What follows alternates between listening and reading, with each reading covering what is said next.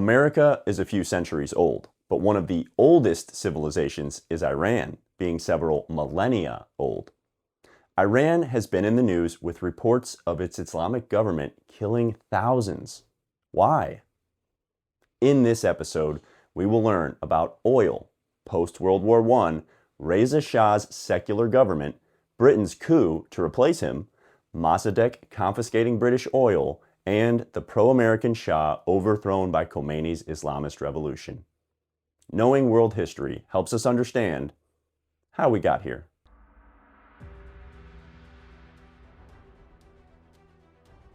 When Germany lost World War I, its ally, the 600-year-old Turkish Ottoman Empire, also lost. The land was divided into Turkey, Iraq, Syria, Lebanon, Jordan, and Israel. Ataturk became Turkey's leader in 1923 and secularized Turkey. Likewise, in 1925, Reza Shah seized power from the Qajar dynasty and secularized Persia. He allowed women to be educated and wear fashionable clothing. He replaced Sharia with a civil code similar to French law and replaced religious courts with state courts. To emphasize national identity, Reza Shah referred to Persia as Iran. Some Middle Easterners who resisted secularism formed the Muslim Brotherhood in 1928. They, with other Islamists, targeted secular leaders with assassinations, even siding with Nazis. When World War II began, Reza Shah hesitated driving Germans out of Iran, so in 1941, Britain and Soviet Russia joined in a coup to remove Reza Shah and replace him with his son Reza Pahlavi. Reza Pahlavi appointed Mossadegh as prime minister, a powerful position in Iran's government. During the Cold War, Mossadegh became anti-Western, being supported by Iran's Tudeh Communist Party. Mossadegh gained emergency powers, dissolved parliament, and limited the Shah's authority. In a power struggle, Mossadegh nationalized Iran's oil industry in 1951 and confiscated the largest oil refinery in the world, owned by the Anglo-Iranian oil company BP. As a result, Britain experienced an oil shortage and appealed to President Eisenhower for help. In 1952, Eisenhower's CIA director, Allen Dulles, had joined in Project FF to remove Egypt's King Farouk as he had opened relations with Soviet Russia. In 1953, the CIA carried out Operation Ajax, led by Kermit Roosevelt Jr., the grandson of Theodore Roosevelt, to remove Mossadegh as prime minister in Persia and to solidify support for Shah Reza Pahlavi, a strong ally with America. For the next 37 years, Reza Pahlavi created one of the fastest growing economies in the world and arranged trade deals with the U.S., even having the Cadillac Seville manufactured in Iran. He promoted a secular government with freedoms, especially for women. Pahlavi was wary of socialists and Islamists plotting to overthrow him. The United States supported Shah Reza Pahlavi until Jimmy Carter. On New Year's Eve 1977, President Carter toasted the Shah, under whose leadership Iran was, quote, Iran,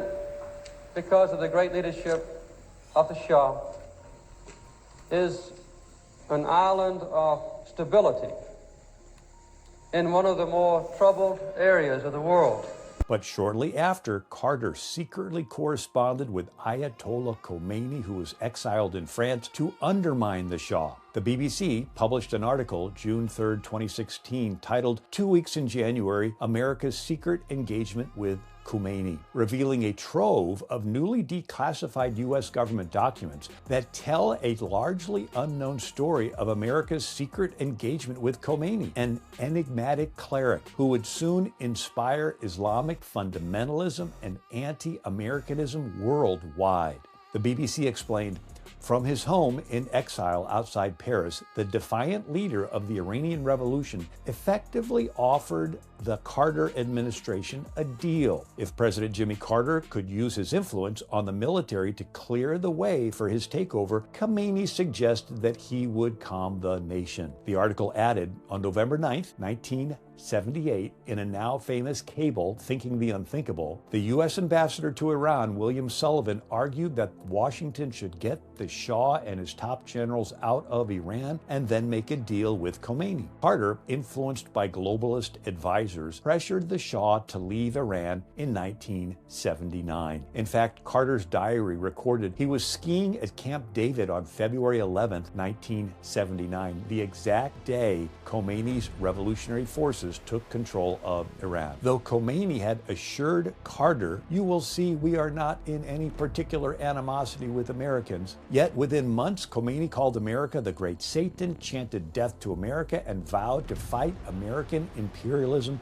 worldwide, saying, "We will export our revolution to the entire world." Khomeini's Iran did do this by supporting Islamist organizations, including Hezbollah, Hamas, Houthis, which attacked Israel, and terrorists in Venezuela. Khomeini executed pro-American Iranian generals on a high school rooftop and hunted down Shah supporters, killing them by the thousands. Instituting the world's only Shia Islamic theocracy, Khomeini eliminated Marxist socialist groups which had helped him come to power. One of Khomeini's clerics even threatened to destroy the ancient palace of King Cyrus located in Persepolis, as the Shah had used it to rally national identity. In typical Islamist taqiyya fashion, Khomeini broke every promise to Carter, imprisoned 52 Americans for 444 days, only releasing them minutes after the swearing in of President Ronald Reagan, whom he feared.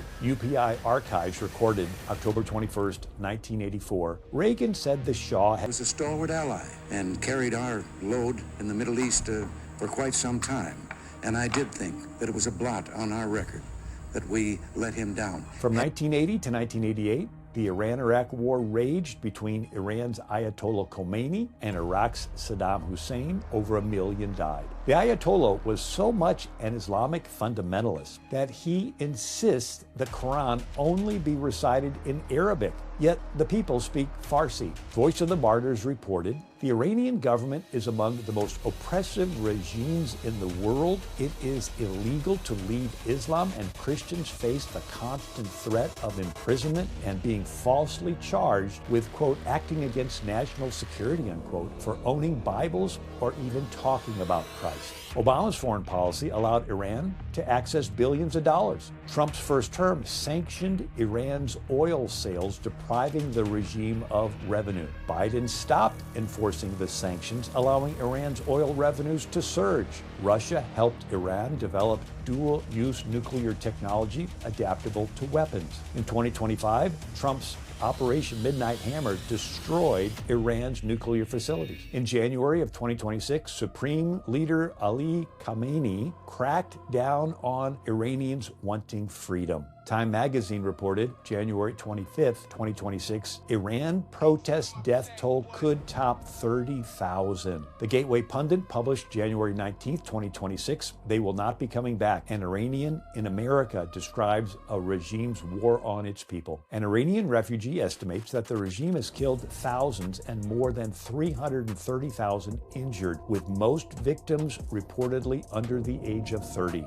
More than 24,000 protesters had been jailed. They will not be coming back, the refugee said. They will kill them in jail. Sadly, once protesters realized they would simply be mowed down with no hope of bringing about regime change, they gave up. Despite persecutions, Christianity is the fastest growing religion in Iran. Billy Hallowell of CBN reported in 2024, Iranian Muslims find Jesus in truly miraculous ways. God is using dreams to speak to Iranians all the time. Lana Silk, U.S. Director of Transform Iran, told CBN, Iranians are open to dreams and God uses them to speak to them. Sadly, conversion to Christianity can come at a great cost. It's dangerous, Silk said of practicing the Christian faith in Iran. It is illegal for them to convert to Christianity. It is illegal for them to own a Bible. Silk said retribution for violating these restrictions could mean anything from a business being shut down to prison,